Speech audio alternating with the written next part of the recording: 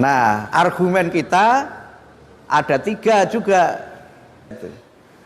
Nah, yang pertama adalah bahwa kedudukan Pancasila sebagai dasar negara secara hukum itu sudah sangat kuat. Sehingga pada kesimpulan ini, saya sekali lagi mengajak kepada umat untuk kalau ada pembahasan apapun menyangkut regulasi. Assalamualaikum warahmatullahi wabarakatuh. Alhamdulillah alladzi akramana bitauhidi wa dinil Islam. Wassalatu wassalamu ala Muhammadin khairil anam wa ala alihi wa sahbihi wa man tabi'ahum bi istiqamati ila yaumil qiyam. Amma ba'd. Wa qala Allah ta'ala fil Qur'anil Karim, a'udzu billahi minasyaitonir rajim. Ud'u ila sabili rabbika bil hikmah wal mau'izatil hasanah wajadilhum billati hiya ahsan. Inna rabbaka huwa a'lamu biman dhalla an sabilih wa huwa a'lamu bil muhtadin. Shadaqallahul azim. Ibu-ibu, bapak-bapak, saudara-saudara sekalian, jamaah subuh Masjid Al-Hakim yang saya hormati dan yang dirahmati oleh Allah. Marilah kita bersama-sama pada kesempatan yang sangat mulia dan berbahagia ini senantiasa bersyukur atas nikmat Allah yang terlimpahkan kepada kita, sehingga pada pagi yang sangat indah dan cerah ini kita masih diberikan oleh Allah hidayah, rahmah, inayah dan taufikna, sehingga alhamdulillah kita dapat bersama-sama menunaikan sholat subuh secara berjamaah. Dan yang sangat utama, alhamdulillah kita sekalian dapat tetap istiqomah dengan iman dan Islam kita dan dalam keadaan sehat walafiat. Yang kedua, saya menyampaikan terima kasih untuk silaturahim yang kedua kali ya Pak itu ya, kedua kali di Masjid Al-Hakim ini, dan alhamdulillah saya melihat jamaahnya masih luar biasa. Mudah-mudahan ini menjadi jamaah kita sekalian yang insya Allah pada waktunya kita kembali ke haribaannya kita dapat bersama-sama di Jannatun Naim. Apalagi tadi Mas Edi sudah menyampaikan dan menyediakan tempatnya, walaupun kalau boleh menawar saya belakangan saja. Yang ketiga, saya mohon maaf tadi datang agak terlambat.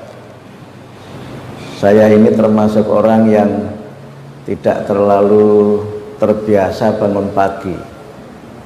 Saya biasanya bangun fajar, karena ada orang yang biasanya terbiasa bangun pagi, terpaksa bangun pagi, kadang-kadang ada yang tersiksa bangun pagi. Nah, saya tidak tahu Bapak Ibu termasuk yang mana ini.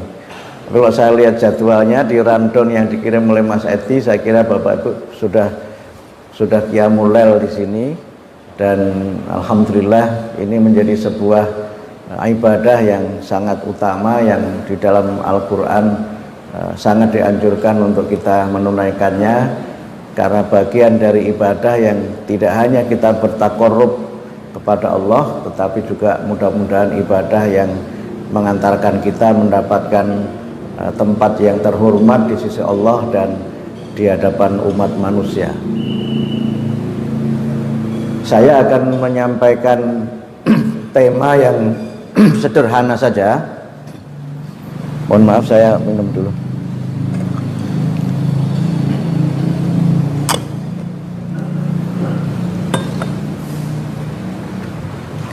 Saya akan menyampaikan tema yang sederhana tentang strategi dakwah Islam, mungkin lebih dalam konteks kita berbangsa dan bernegara.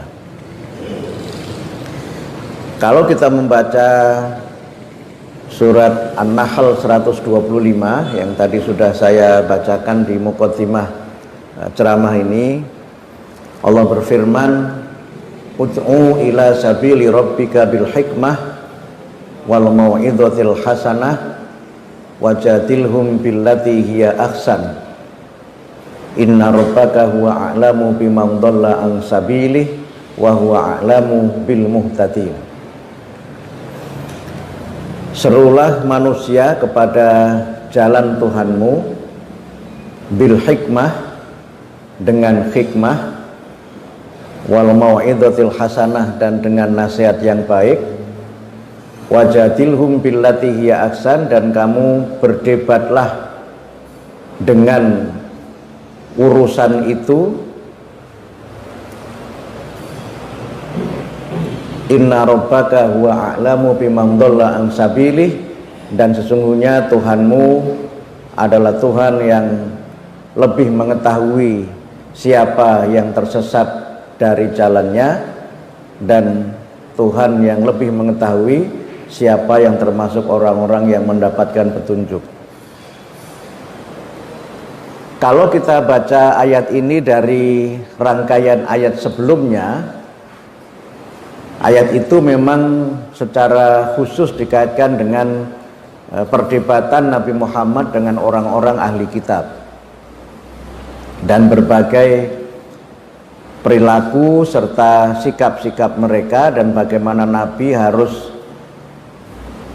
terus mendakwahkan Islam kepada mereka. Tetapi kalau kemudian kita lihat secara singkat ayat ini, maka ud'u yang merupakan fi'il amar atau kalimat perintah itu tidak disebutkan siapa fa'ilnya secara eksplisit. Fa'il itu mustatir atau tersembunyi di situ, yang itu hanya bisa kita pahami dalam dua pendekatan. Kalau kita menggunakan pendekatan munasabatul ayat atau urut-urutan ayat, maka tentu fa'ilnya adalah pada konteks historis, fa'ilnya adalah Nabi Muhammad. Sehingga dalam beberapa terjemahan mungkin kita menemukan terjemahan dan ajaklah Muhammad mereka itu. Mereka itu kembalinya kepada ayat yang sebelumnya. Tetapi dalam konteks yang lebih luas, maf'ulnya atau objeknya itu juga tidak disebutkan secara eksplisit di dalam ayat itu. Karena hanya ud'u ila sabili rabbik, siapa yang diajak itu tidak disebutkan. Yang kalau kita menggunakan pendekatan takwil atau penafsiran yang lebih bebas dan lebih kontekstual, apalagi dalam konteks kita di zaman sekarang ini, maka perintah untuk berdakwah itu terbuka kepada siapa saja, sehingga siapapun itu dipanggil dan diperintahkan untuk berdakwah itu. Kemudian yang kedua, karena maf'ulnya juga tidak disebutkan, maka dakwah itu juga bisa kita tujukan kepada siapa saja. Jadi bersifat am, bersifat umum. Ada yang menyebut dengan bersifat nakiroh, artinya terbuka, indefinite gitu, terbuka, bisa kepada siapa saja. Nah, barulah yang lebih eksplisit itu dijelaskan mengenai caranya atau strateginya. Yang pertama adalah bil hikmah. Tapi sebelum itu diajak kemana? Ila sabili rabbik, kepada jalan Tuhanmu. Di dalam Al-Quran itu paling tidak ada 4 istilah yang pengertiannya hampir sama antara satu dengan yang lain, dan seringkali digunakan secara interchange atau bergantian, yaitu istilah sabil yang berarti jalan, kemudian torik yang juga berarti jalan, kemudian sirot yang juga berarti jalan, dan syariah atau syari yang juga berarti jalan. Sehingga ud'u ila sabili rabbik itu ada yang menerjemahkan dengan ajaklah manusia kepada agama Allah, atau ajaklah manusia kepada jalan Allah, atau ajaklah manusia kepada syariat Allah. Yang kemudian Quran menjelaskan caranya, yang pertama adalah bil hikmah. Bil hikmah ini ada yang menerjemahkan dengan terjemahan langsung tanpa ada perubahan, yaitu dengan bil hikmah saja. ada yang menerjemahkan dengan cara yang bijaksana.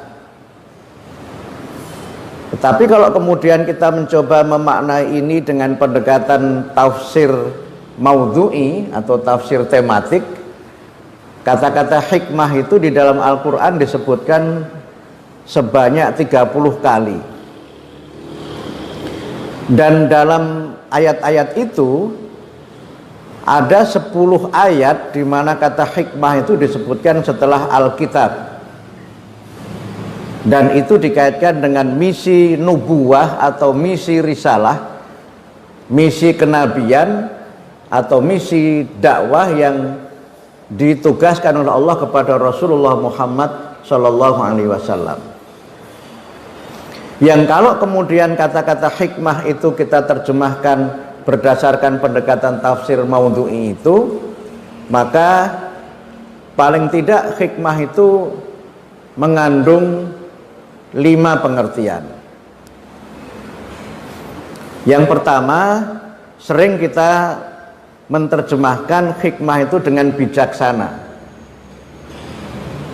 Nah, bijaksana itu dimaknai dalam pengertian yang sederhana adalah menyampaikan dakwah Islam itu sesuai dengan orang yang menjadi sasaran atau objek dakwah kita. Yang dalam kaitan ini kita perlu menyesuaikan siapa orang itu, dalam keadaan yang seperti apa, dan dengan cara yang bagaimana. Dan inilah yang di dalam hadis Nabi disebutkan, misalnya ada perintah kepada Nabi untuk menyampaikan Islam itu kepada umat sesuai dengan kemampuan intelektual mereka. Dalam sebuah hadis disebutkan, nahnu ma'asyiral anbiya umirna an nukhatiban nas ala qadri uqulihim. Kami para nabi ini diperintahkan oleh Allah untuk berbicara mendakwakan Islam kepada manusia sesuai dengan kemampuan akalnya. Tentu cara kita berdakwah berbeda antara satu dengan yang lain tergantung dari mukhotob atau orang yang menjadi bagian dari sasaran dakwah kita itu.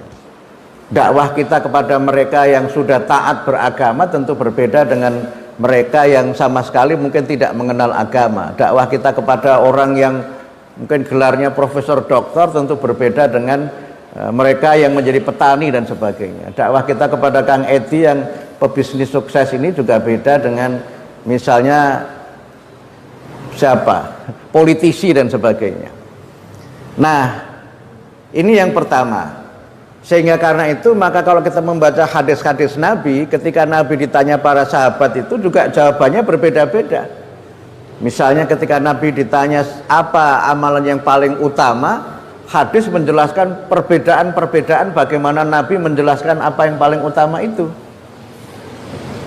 Bahkan karena ada seorang sahabat yang memang dia itu ahli untuk bersilat lidah. Kalau silat lidah itu ada sabuknya enggak ya? Kalau silat-silat yang itu kan ada sabuknya apa. Tapi mungkin kira-kira sahabat ini silat lidahnya itu sabuknya sudah sabuk hitam gitu. Tukang bohong yang luar biasa canggih gitu. Kalau sekarang mungkin tukang ngeles gitu. Ngeles yang sangat canggih itu kan ditanya, Nabi bagaimana saya ini bisa menjadi orang baik? Dan Nabi kan tidak kemudian memerintahkan kamu harus sholat, zakat apa, kan tidak. Satu saja gampang, jangan bohong gitu aja. Karena Nabi tahu bahwa orang itu memang jago bersilat lidah itu. Nah, tetapi tidak berarti sholat tidak penting, tidak berarti zakat tidak penting. Tetapi untuk orang itu yang paling penting adalah dia tidak bohong dulu. Nah, ini contoh bagaimana bil hikmah dalam pengertian yang pertama. Nah, yang kedua, hikmah itu ada yang menerjemahkan dengan keseluruhan ajaran agama Islam itu adalah hikmah. Sehingga kita sampaikanlah ajaran Islam itu sebagai hujjah, sebagai tuntunan untuk mereka itu bisa, kalau ingin menuju kepada jalan Allah, ya apa yang diajarkan oleh Allah itu yang disampaikan. Kemudian yang ketiga, ada yang menerjemahkan hikmah itu dengan as-sunnah. Misalnya di dalam surah Al-Jumu'ah yang sering sekali kita dengar dan sering dibaca oleh para imam kita ketika sholat Jumat itu disebutkan huwallazi ba'atsa fil ummiyina rasulam minhum yatlu alaihim ayatihi wa yuzakkihim wa yu'allimuhumul kitaba wal hikmah wa in kanu min qablu lafi dhalalim mubin. Jadi hikmah di situ diartikan dengan sunnah, memberikan contoh dan memberikan pemahaman kepada mereka.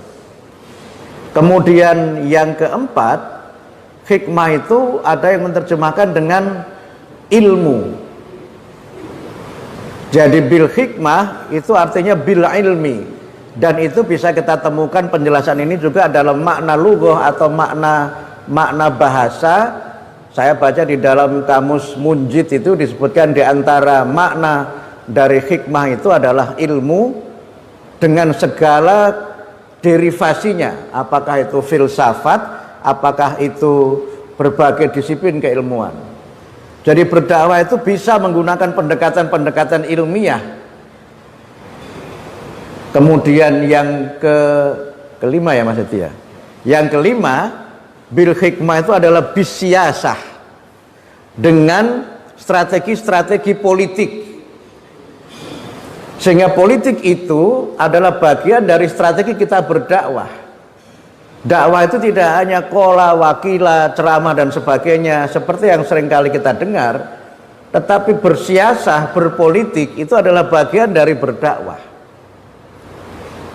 Dan ini nanti yang akan saya bahas agak ada porsinya ketika bicara tema yang tadi disampaikan oleh Mas Edi kaitannya dengan RUU HIP itu. Kemudian yang kedua setelah bil hikmah adalah mau'idhah hasanah. Mau'idhah hasanah itu diterjemahkan dengan pelajaran yang baik. Tetapi kalau saya baca Ahmad Mustafa Al-Maraghi di dalam tafsir Al-Maraghi, dia menerjemahkan, menafsirkan mau'idhah hasanah itu dengan nasihat-nasihat yang lembut. Jadi mau'idhah hasanah, kata hasanah itu oleh Al-Maraghi dikaitkan dengan kata atau lafadz layyin yang artinya itu lembut. Sehingga mau'idhah hasanah itu adalah nasihat yang lemah lembut. Walaupun kadang-kadang ada yang membuat mungkin bahasanya otak-atik gaduk gitu Pak. Otak-atik gaduk itu artinya ya otak-atik gaduk gitu. Ada yang mengartikan mau'idhah hasanah itu artinya ada bahasa Jawa namanya maitu. Maitu itu bahasa Jawa ya, maitu itu. Nah ada yang bilang maitu itu dari bahasa Arab katanya, mau'idhah katanya gitu. Bagaimana mau'idhah bisa menjadi maitu itu? Sehingga ada orang yang kalau ceramah itu maitu terus itu, mencela terus itu, marah-marah terus. Dan dia bilang, loh itu ada ayatnya kok, mau'idhah hasanah itu kan, kata maitu itu kan dari mau'idhah itu kan, saya maitunya maitu yang baik. Kata, mana ada maitu yang baik? Mengkritik terus itu.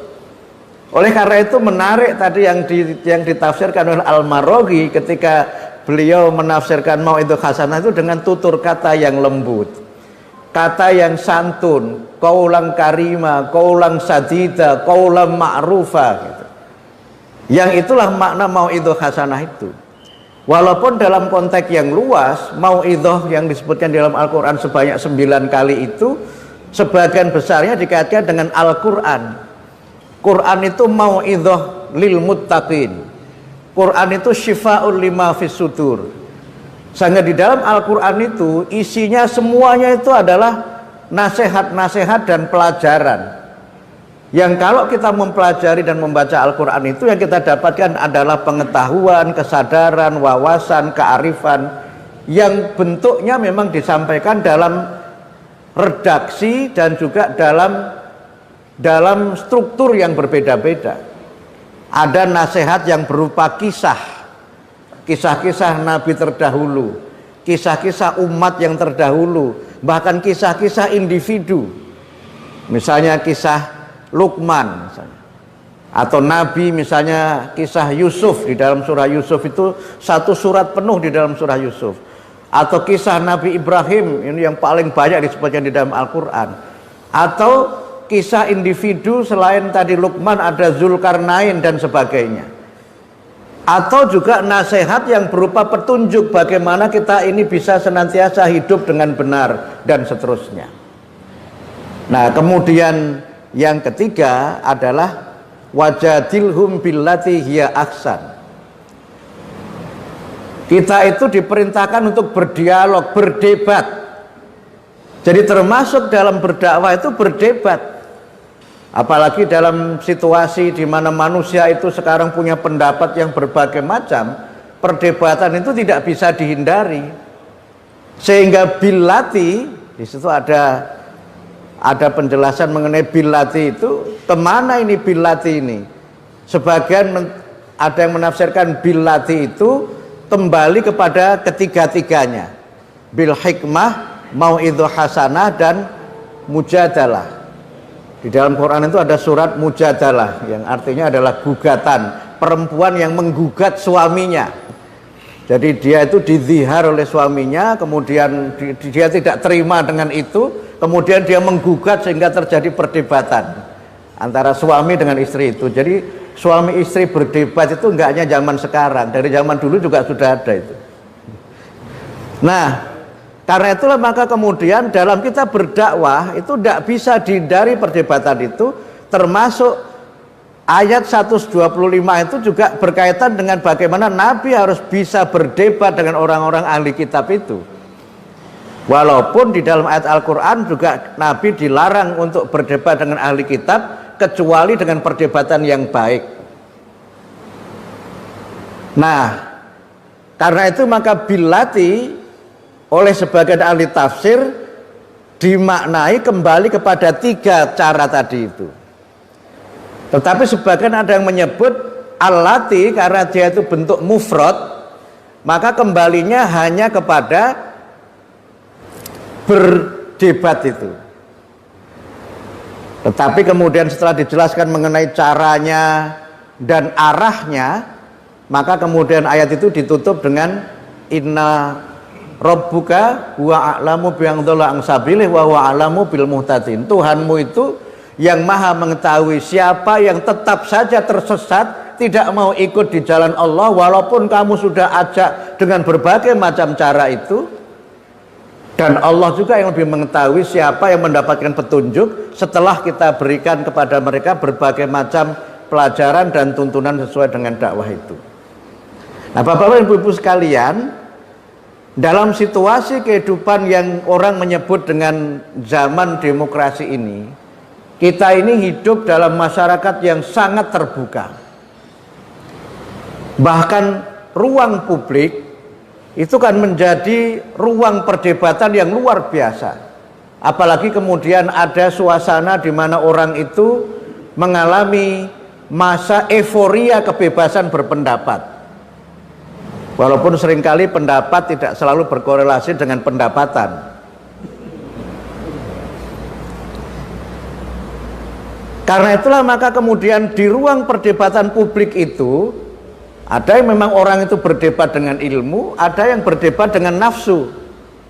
Saya kalau iseng-iseng tracking di web gitu, saya membuat pernyataan apa, kemudian saya ikuti di media, komentarnya itu macam-macam. Pernah saya bercanda di sebuah acara ILC itu, kemudian saya bercanda ketika ada banyak masalah, ini canda saya dengan Sekjen PBNU, itu kan baru kemudian pemerintah itu mengajak Muhammadiyah dan NU, sehingga Sekjen NU itu bercanda ke saya, kalau ada PR itu selalu kita ini yang diajak-ajak. Tapi kalau ada RP, kita nggak pernah dibagi-bagi katanya. Saya bercanda di situ, komentarnya itu, salah satunya saya baca itu, ini Ustadz ini rakus amat sih, urusannya RP melulu gitu. Padahal saya maunya itu jokes saja, tetapi oleh pemirsa itu dimaknai berbeda gitu, karena mungkin ya konteksnya berbeda. Nah, oleh karena itu maka orang sekarang itu kalau ngomentari apa itu apa saja dia komentari. Tetapi kemudian ada yang menarik dalam konteks kita mengikuti berbagai macam regulasi-regulasi pemerintahan.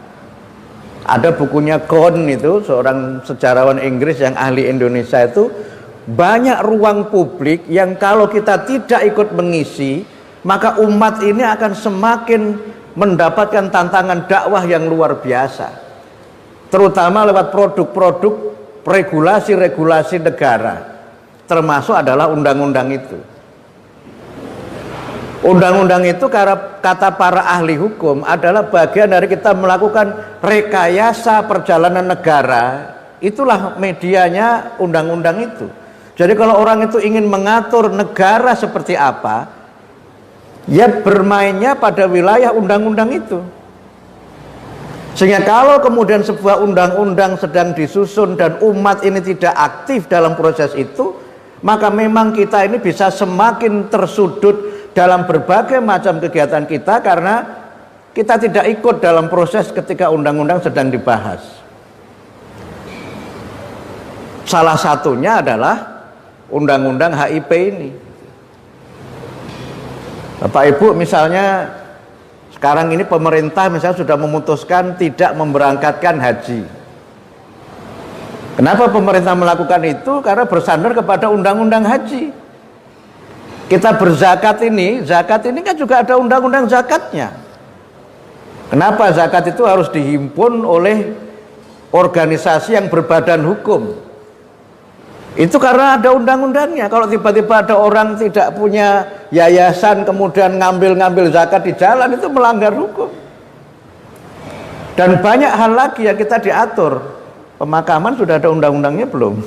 Undang-undangnya mungkin masuk pada tata ruang. Saya nggak tahu kalau pemakaman masuk zona apa ya, hijau, kuning, apa merah atau abu-abu ya. Jadi misalnya bangun masjid, itu kan nggak bisa sembarang kita bangun karena ada peraturan tentang tata ruang yang itu ada aturannya. Harus ada IMB-nya dan sebagainya. Pada zaman Nabi nggak ada ketentuan bangun masjid itu harus ada IMB, kan tidak ada. Quran menjelaskan innama ya'muru masajidallah ila akhiril ayah. Kemudian Nabi menjelaskan mambana masjidan banallahu lahu baitan fil jannah, tapi di situ ma fihi IMB. Lalu ketika ada IMB, mau tidak mau kan kita harus minta persetujuan wali kota. Sehingga siapa yang menjadi wali kota itu mempengaruhi loh proses pendirian masjid itu. Bahkan kadang-kadang siapa ketua RT-nya itu mempengaruhi loh. Jadi RT itu jabatan yang sangat penting. Walaupun kadang-kadang pentingnya itu kalau orang merasa penting dengan RT, kalau minta surat keterangan mau menikah, itu penting banget RT itu. Yang lain-lain kadang-kadang nggak dianggap. Sehingga Pak RT itu penting sekali pada konteks dakwah itu. Sehingga oleh karena itu maka umat ini merujuk kepada ayat yang saya bacakan tadi, tidak boleh abai terhadap proses-proses politik dan berbagai hiruk pikuk dalam masalah kenegaraan, terutama dalam penyusunan sebuah undang-undang. Bahkan tidak hanya undang-undang, peraturan daerah itu juga sangat berpengaruh. Dan dalam kaitan inilah maka saya ingin menjelaskan beberapa hal kenapa kemudian umat Islam ini begitu hirau dengan RUU HIP ini. Bapak-bapak dan Ibu yang saya hormati, RUU ini kan pada awalnya namanya tidak RUU HIP, tetapi RUU tentang BPIP. Jadi awalnya itu hanya ada keinginan supaya BPIP itu ditingkatkan dasar hukumnya dari peraturan presiden meningkat berdasarkan undang-undang. Yang memang dalam hierarki hukum di Indonesia itu yang tertinggi kan Pancasila, kemudian Undang-Undang Dasar 45, kemudian TAP MPR, kemudian Undang-Undang / Peraturan Pemerintah Pengganti Undang-Undang, kemudian Peraturan Pemerintah, baru kemudian Peraturan Presiden, kemudian Peraturan Daerah, itu Peraturan Provinsi, dan Peraturan Bupati atau Wali Kota. Nah, ini ingin ditingkatkan dari peraturan presiden ke undang-undang. Alasannya kalau peraturan presiden nanti presidennya ganti, maka badan itu bisa dibubarkan gitu. Tetapi kalau undang-undang itu perubahannya harus melalui DPR, karena undang-undang itu dibuat oleh DPR. Nah, rupanya ada operasi senyap ketika semua masyarakat ini sedang fokus pandemi. Ada yang menggunakan pendekatan menggunakan kesempatan dalam kesempitan. Dimasukkanlah itu dalam prolegnas yang sebelumnya itu tidak ada dalam prolegnas itu. Cuma karena yang mengusulkan ini partai besar, kemudian partai-partai ini kan cenderung ikut yang besar, karena kalau ikut yang besar itu pasti menang. Maka yang lain kemudian taklid saja. Yang taklid itu pokoknya ikut, tidak pakai catatan. Sebagian ada yang agak di atasnya taklid lah, itba gitu. Itba itu artinya ikut tapi dengan catatan. Tapi ada yang memang terang-terang menolak. Tetapi kan kalah. Karena 7 dari 9 fraksi itu setuju, maka sudah otomatis itu akan jalan. Tetapi sebenarnya yang dikehendaki oleh yang ingin meningkatkan BPIP dengan dasar hukum Perpres ke undang-undang itu tidak HIP. Cuma karena yang minta ini warga negara yang sangat senior dan sangat besar pengaruhnya begitu, akhirnya oleh yang disuruh itu ditingkatkan tidak hanya BPIP tapi jadi HIP. Kemudian dimasukkanlah apa-apa yang kira-kira menyenangkan warga negara senior itu. Nah, termasuk memasukkan pasal 7 yang ada dalam bab 3 itu. Saya alhamdulillah sudah membaca 60 pasal dari RUU ini yang memang kalau kita tidak mencermati ada 3 hal yang dalam konteks dakwah dan dalam konteks kehidupan kita berbangsa dan bernegara ini berpotensi merusak kehidupan keumatan dan kebangsaan. Yang banyak disorot oleh ormas Islam itu terutama adalah tidak adanya konsideran TAP MPRS 25 tahun 66 dan TAP MPR nomor 1 tahun 2003. Itu sebenarnya 2 ketetapan MPR yang kunci yang berhubungan dengan larangan komunisme, marxisme dan leninisme. Saya agak sering kami sosolan kalau baca leninisme. Nah, kemudian ditambah dengan pasal 7 yang mengulangi lagi perdebatan masa lalu tentang Pancasila yang kemudian menjadi Trisila, menjadi Ekasila itu. Ini yang pertama. Kemudian yang kedua, ketika kita baca pasal demi pasal, itu Pancasila itu tidak disebut secara utuh. Jadi hanya asas ketuhanan, kemanusiaan, persatuan, gitu. Demokrasi, keadilan gitu. Tapi pasal-pasal yang lainnya itu juga menekankan keadilan lebih tinggi daripada ketuhanan. Sehingga memang seperti ada arah supaya ketuhanan ini tidak menjadi sentral. Nah, kemudian yang ketiga, kalau kita cermati lebih lanjut, memang kalau undang-undang ini kemudian diputuskan dan disahkan oleh DPR, maka akan merubah banyak sekali. Sebagai konsekuensi dari yang pertama dan yang kedua itu adalah perubahan dalam sistem ketatanegaraan kita. Nah, oleh karena itu maka kemudian ketika ini sampai kepada publik, ternyata ketika sampai kepada publik di kalangan tim prolegnas dan tim balek badan legislatif itu di dalam DPR ada sebuah badan yang menggodok undang-undang itu sudah lolos disetujui di paripurna dan kemudian sudah pada level harmonisasi dan sudah sempat diundang pendapat dari beberapa pakar. Gak ada yang tahu itu. Kalau sudah level harmonisasi berarti itu sudah dianggap selesai rumusan itu, tinggal dibawa ke paripurna. Jadi kalau kita kaitkan misalnya dengan kejuaraan misalnya sepak bola gitu, itu sudah semifinal. Kalau sudah semifinal itu ya sudah tinggal dibawa, kemudian nanti ada catatan ini itu ketok, sudah itu bablas lolos. Bapak Ibu bisa bayangkan konsekuensinya itu. 60 ayat dan penjelasannya itu saya cermati pelan-pelan begitu. Memang ini by design, bukan by accident. Sesuatu memang sudah didesain, bukan sesuatu yang muncul karena tiba-tiba. Nah, karena itulah maka alhamdulillah kemudian ormas-ormas Islam ini bersikap dan bereaksi cepat gitu.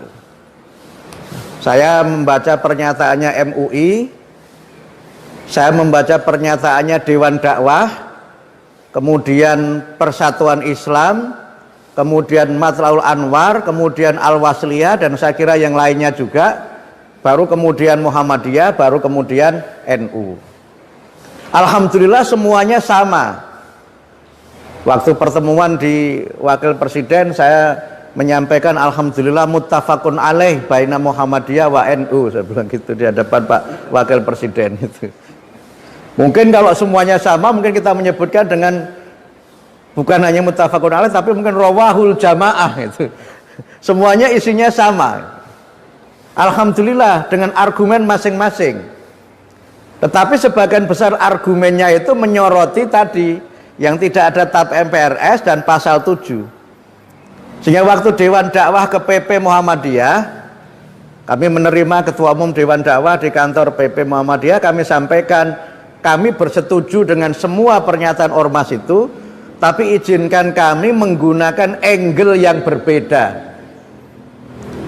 Yang angle yang dipakai oleh Muhammadiyah itu tidak mengangkat isu komunisme dan sejenisnya itu, bukan berarti kita setuju komunis, tetapi dengan menggunakan angle argumen-argumen perundang-undangan dan hukum yang berlaku di Indonesia. Karena saya lihat MUI belum merujuk ke situ dan ormas lain juga belum merujuk ke situ.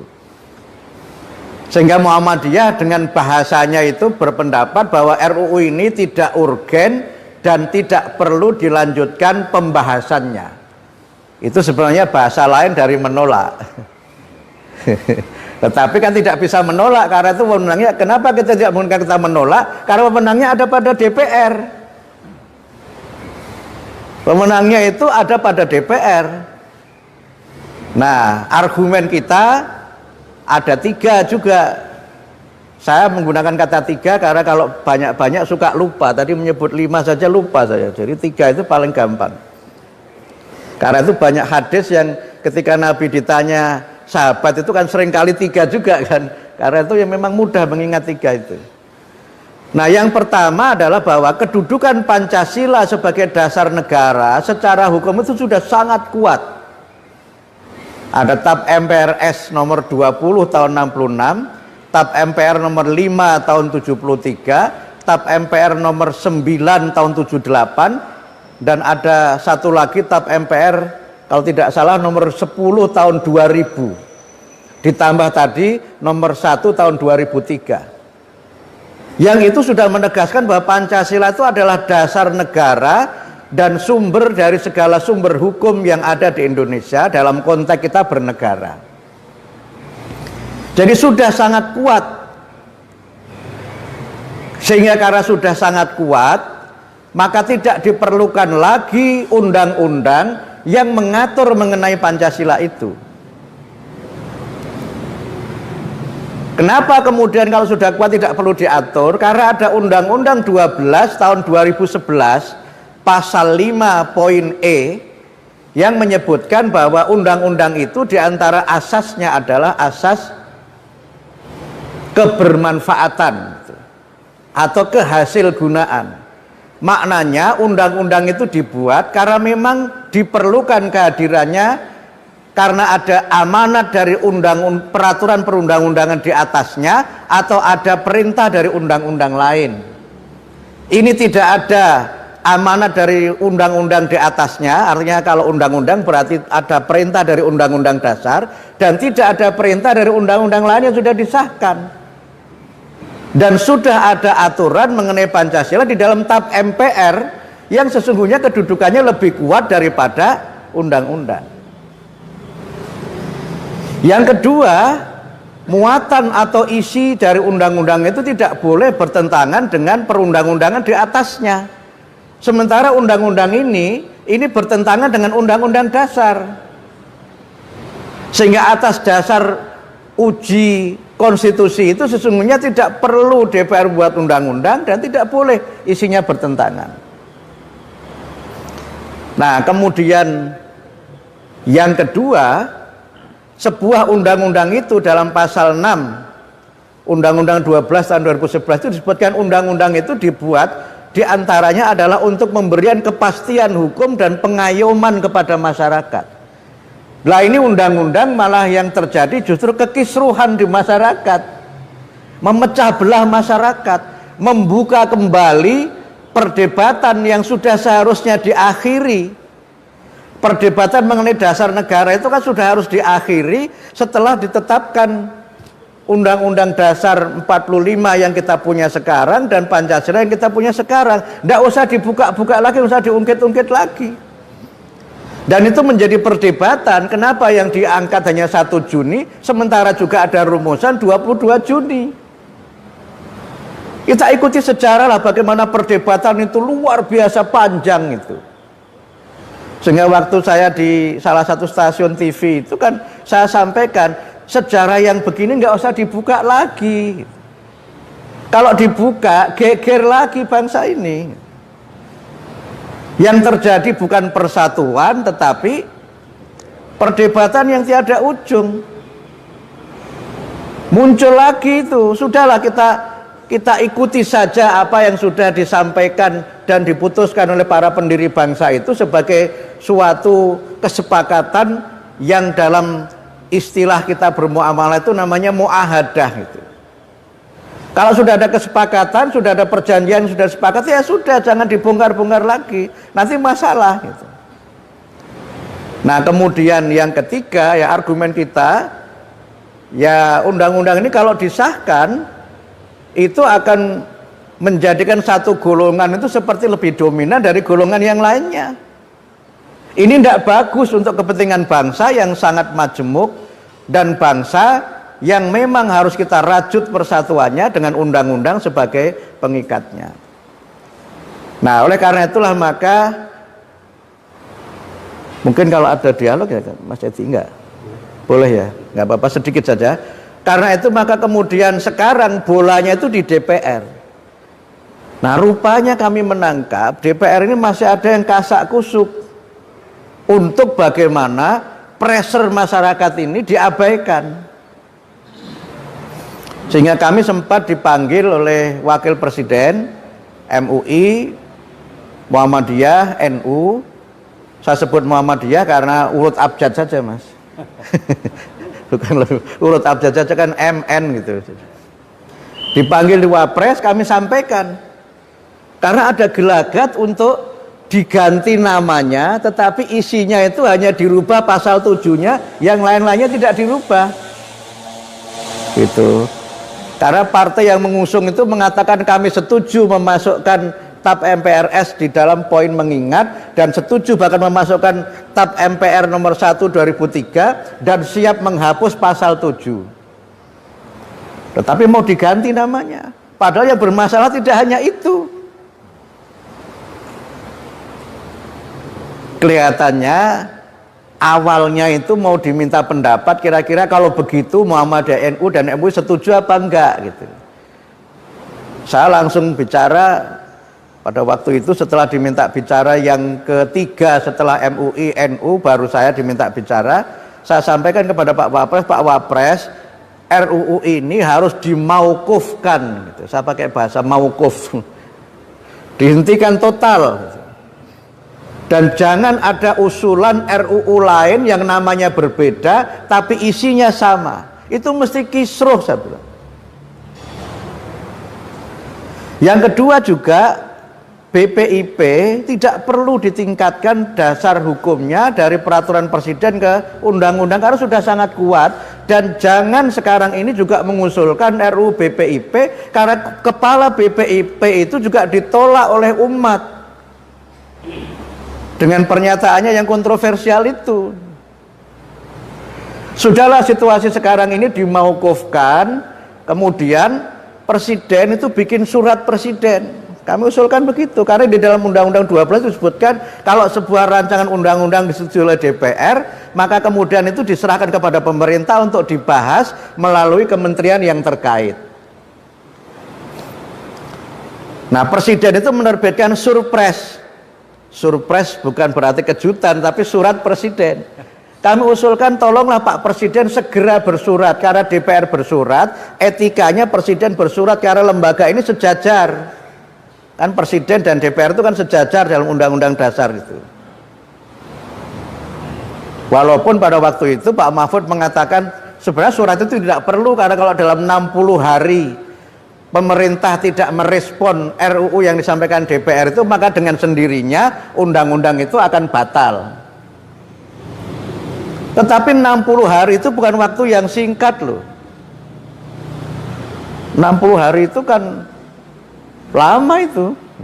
Saya ceramah 30 menit aja lama kok, apalagi 60 hari itu. Lama dan banyak hal yang terjadi.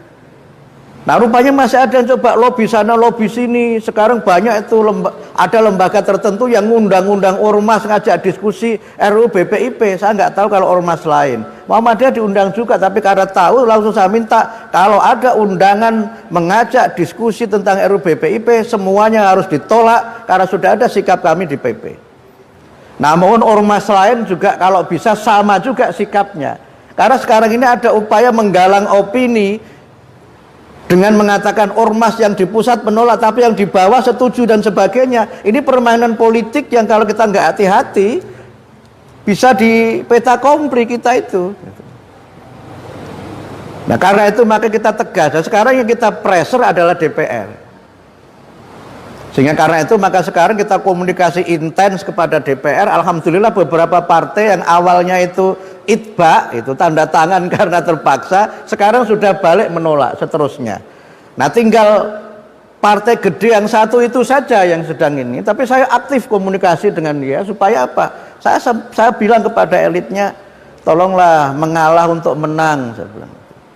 Tapi kan susah kadang-kadang kalau orang itu merasa besar, suruh meminta maaf dan mengalah itu kan persoalan yang tidak mudah. Nah, oleh karena itulah maka Bapak Ibu sekalian, kami tentu saja berharap agar situasi bangsa dan umat ini tetap kondusif, tetapi semua kita berjuang karena begitu DPR, sesungguhnya DPR tidak perlu menunggu 60 hari. Karena pemerintah sudah membuat pernyataan resmi lewat Pak Mahfud bahwa pemerintah tidak akan melanjutkan, itu kan artinya DPR sudah paham keputusan pemerintah. Cuma kan kadang-kadang ada orang yang bahasa kampungnya tuh aing-aing gitu, yang ngomongnya begitu tapi suratnya mane gitu kan. Nah, ini kan sudah 30 hari berlangsung, jadi RUU itu dimasukkan awal bulan Juni. Sekarang Juni sudah hampir selesai, sehingga kalau menunggu 60 hari itu berarti sampai bulan Juli. Ini sudah muncullah meme yang luar biasa yang beredar di medsos. Kebetulan akhir Juli itu Idul Adha, sehingga ada yang kirim gambar nyembelih sapi, tapi sapinya bukan sapi kurban.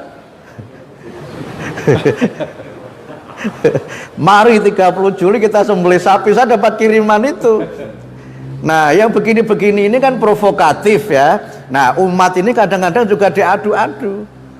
Nah, oleh karena itulah maka Bapak Ibu sekalian, mari kita rapatkan barisan dan berilah dukungan supaya perjuangan kita agar RUU ini dibatalkan, tidak hanya ditunda. Kalau ditunda itu kira-kira kalau kita baca Quran itu mungkin kira-kira wakaf jaiz gitu ya, boleh berhenti boleh tidak. Tapi kalau mauquf itu wakaf lazim, yang artinya wajib berhenti. Dan inilah saya kira sedikit tentang RUU, dan ini bagian dari kita berdakwah bil hikmah tadi itu. Sehingga pada kesimpulan ini saya sekali lagi mengajak kepada umat untuk kalau ada pembahasan apapun menyangkut regulasi-regulasi di pemerintahan di level manapun, tolong jangan diam. Karena kalau diam, dakwah kita ini makin sulit oleh berbagai regulasi-regulasi yang dibuat oleh anggota legislatif yang tidak seluruhnya itu pro kepada dakwah umat. Dan menutup ceramah saya ini, cara-cara yang elegan, yang bil hikmah mau'idhah hasanah ini menurut saya juga harus menjadi bagian dari upaya kita untuk melakukan dua hal. Satu, komunikasi politik itu penting di dalam berdakwah. Komunikasi politik ini sangat penting di dalam berdakwah. Komunikasi antar ormas Islam itu juga penting. Komunikasi ormas dengan para wakil rakyat dan pengambil kebijakan juga sangat penting. Dan kemudian yang terakhir adalah bagaimana kita menyiapkan dai-dai kita itu tidak sebatas mubalik yang menyampaikan ceramah-ceramah agama di masjid. Itu penting juga. Tetapi dai-dai di semua lini kehidupan, termasuk dai-dai yang mendakwahkan Islam lewat undang-undang, lewat regulasi, itu juga sangat penting untuk kita persiapkan. Saya kira itu Mas Edi yang bisa saya sampaikan. Sementara saya akhiri, nasrum minallah wa fathun qarib wa basyiril mu'minin. Wassalamualaikum warahmatullahi wabarakatuh. Terima kasih kepada Ustaz Dr. Al-Muti. Alhamdulillah kajiannya luar biasa. Dan karena kita akan ada acara goes bareng bersama Adi dan insya Allah Ustaz Dr. Al-Muti juga akan ikut. Sedikit kalau kami kesempatan kasih satu pertanyaan saja ya. Silakan kalau ada. Lapor. Enggak terjawab ya, cepat ya. Bismillahirrahmanirrahim. Assalamualaikum warahmatullahi wabarakatuh. Waalaikumsalam. Sebagai laporan Pak Mufti, kami dari berbagai unsur masyarakat insya Allah diterima audiensi dengan insya Allah diterima audiensi dengan DPRD Tangerang Selatan. Jadi berbagai macam ormas insya Allah maksimal 50 orang tapi mewakili seluruh unsur masyarakat, termasuk dari kalangan Hindu Dharma, kemudian dari Nasrani juga. Jadi ini adalah isunya bukan antara umat Islam dengan salah satu partai, tapi isunya adalah seluruh umat beragama, unsur masyarakat menentang pelaksanaan RUU HIP. Jadi sebagai laporan dan nanti kita selanjutnya kita akan tindak lanjuti dengan audiensi anggota DPR yang dari daerah pemilihan Tangerang Raya. Insya Allah itu ya. Baik, terima kasih. Ya, bagus sekali Pak. Ya, bagus sekali. Saya kira itu juga yang sedang kami persiapkan di tingkat nasional. Jadi saya secara pribadi komunikasi dengan PGI, dengan KWI, dan kebetulan juga 2 hari yang lalu saya juga diundang oleh Partai Demokrat, diskusi juga antar agama dengan ini, dan ternyata sikap agama-agama juga sama. Dan yang disampaikan tokoh kita tadi itu juga penting, bahwa jangan sampai ada kesan bahwa ini hanya umat Islam saja yang berkepentingan, tapi ini adalah seluruh elemen bangsa. Saya kira strategi yang sangat bagus dan sangat cerdas, yang saya kira ini bisa nanti juga menjadikan kami di tingkat nasional bisa lebih proaktif untuk mendorong gerakan yang seperti ini di tingkat nasional. Terima kasih sekali Pak. Terima kasih kepada Pak Mata, dan karena waktunya sudah surut juga, dan nanti kami mengingatkan ada sarapan bersama, kemudian persiapan goes. Untuk itu kami mohon tutup dengan doa Ustaz.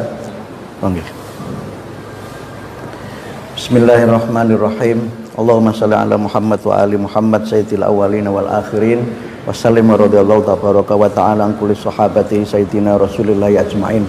Bismillahirrahmanirrahim. Alhamdulillahi rabbil alamin, hamdan syakirin, hamdan na'imin, hamdan yuwafi ni'amahu wa yukafi'u mazidah. Ya Rabbana lakal hamdu kama yanbaghi li jalali wajhikal karimi wa adimi sultanik. Allahumma salli ala Muhammad wa ali Muhammad. Rabbana zalamna anfusana wa illam taghfir lana wa tarhamna lanakunanna minal khasirin. Allahumma inna na'udzubika min jahdil bala wa tarkis syaqa wa su'il qada wa syamatatil a'da. Allahumma inna na'udzubika min jahdil bala wa tarkis syaqa wa su'il qada wa syamatatil a'da. Allahumma inna na'udzubika min jahdil bala wa tarkis syaqa wa su'il qada wa syamatatil a'da. Allahumma arinal haqqa haqqan warzuqna ittiba'ah wa arinal batila batilan warzuqna ijtinabah. Allahumma inna nas'alukal afwa wal afiyah والمعافاة الدائمة في الدين والدنيا والآخرة والفوز بالجنة والنجاة من النار. اللهم إنا نسألك علما نافعا وعملا متقبلا ورزقا واسعا حلالا طيبا. اللهم أعز الإسلام والمسلمين وأهلك الكفرة والمشركين وأهلك الكفرة والظالمين وأهلك الكفرة والمنافقين. ربنا آتنا في الدنيا حسنة وفي الآخرة حسنة وقنا عذاب النار. سبحان ربك رب العزة عما يصفون وسلام على المرسلين والحمد لله رب العالمين.